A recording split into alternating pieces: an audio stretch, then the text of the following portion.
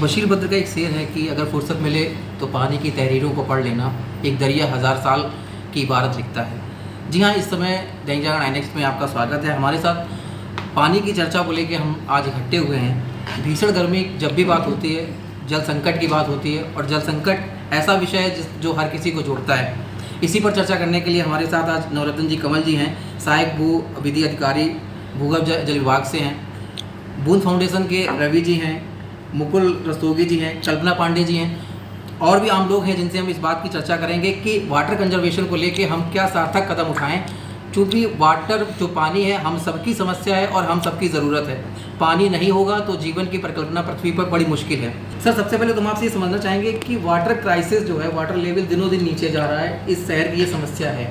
तो water crisis को रोकने के लिए क्या प्रभावी कदम तत्काल रूप से उठाए जाएँ, जो हम ये कहें कि अब हम आने वाले दिनों में एक अच्छी स्थिति में हम आ सकते हैं? जो प्रभावी, जो आपने बोला कि तत्काल तौर पर, चूँकि क्या है कि जो भूजल स्तर है ये एक दिन का, एक दशकों में कहीं जाकर के बहुत ही निचले स्तर पर आता है। चूँकि गिरने का जो रेट है वो भी बहुत स्लो रहती है।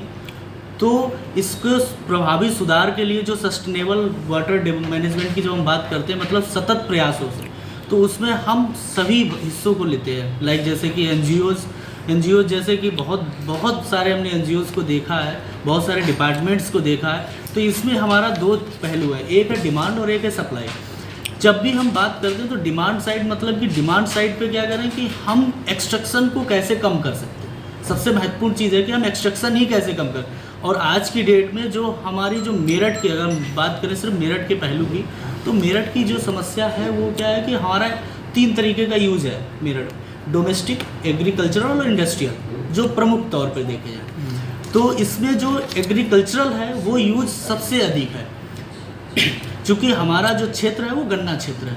और फिर इसके बाद आ जाता है हमारा, अगर शहरी क्षेत्र में देखें तो इसमें है डोमेस्टिक यूज, और दूसरा है इंडस्ट्रियल यूज। चूँकि हमारा जो शहर है वो इंडस्ट्रियल और डोमेस्टिक दोनों ही पर्पज में, और हमारे यहाँ जो इंडस्ट्रियल सेटअप है मोस्टली टेक्सटाइल इंडस्ट्रीज़ है, हमारे पेपर इंडस्ट्रीज़ हैं, और दूसरा हमारा शुगर मिल्स है, जहाँ पर हमारे प्यूरिफिकेशन में या पूरी प्रोसेस में वाटर का कंज्यूमशन बहुत अधिक है। बट फिर भी हमारा जो एग्रीकल्चरल लैंड है इसमें सबसे अधिक होता है। तो हम जो बात कर रहे थे डिमांड, कि हम कैसे डिमांड को ही कम कर दें, कि हम एक्सट्रैक्शन ही कम कर, तो उसके लिए एग्रीकल्चरल एरिया में हम सबसे तो पहले, जो मुझे सबसे प्रभावी सुझाव लगता है, ड्रिप और स्प्रिंकलर का। हमें ये समझाना पड़ता है कि देखिए, अगर आपके घर का पानी जो है अगर आप बर्बाद कर रहे हैं, तो जो धरती के नीचे जो पानी है वो खाली आपका नहीं है, वो सबका है। अगर आपकी वजह से पानी बर्बाद होगा तो वो पानी बाद में हमें भी तो नहीं मिलेगा ना। अगर पानी खत्म होता है तो वो खाली आपका पानी नहीं है। तो इसको लेकर के हमें लोगों का मुंह बंद करना पड़ता है। देखिए, इसमें दोनों की सहभागिता जरूरी है, जनता की और सरकार की। जी,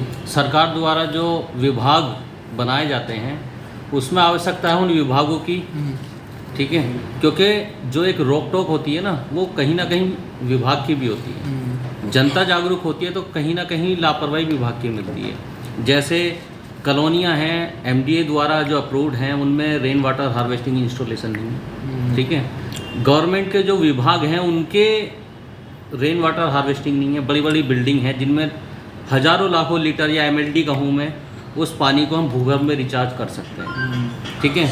अब जैसे ये अप्रूव्ड अनअप्रूव्ड कॉलोनियाँ हैं, इनमें अभी जैसे एक सिलसिले को लेकर अभी वार्तालाप चल रही थी, तो पानी की जो निकासी होती है मोस्टली पाया गया है कि एसटीपी नहीं लगा हुआ होता, ठीक है। बहुत सी इंडस्ट्री ऐसी हैं जहाँ पर एसटीपी नहीं लगा हुआ है, ठीक है। और जो हमारे ये गवर्नमेंट एम्प्लॉय हैं, टीचर्स, ये एक बड़ी भूमिका निभा सकते हैं उन छात्रों को जागरूक करने में, और एक सुपर हीरो की तरह ये उभर सकते हैं यदि अपने छात्रों को प्रमोट करें पानी बचाने के लिए, पर्यावरण बचाने के लिए।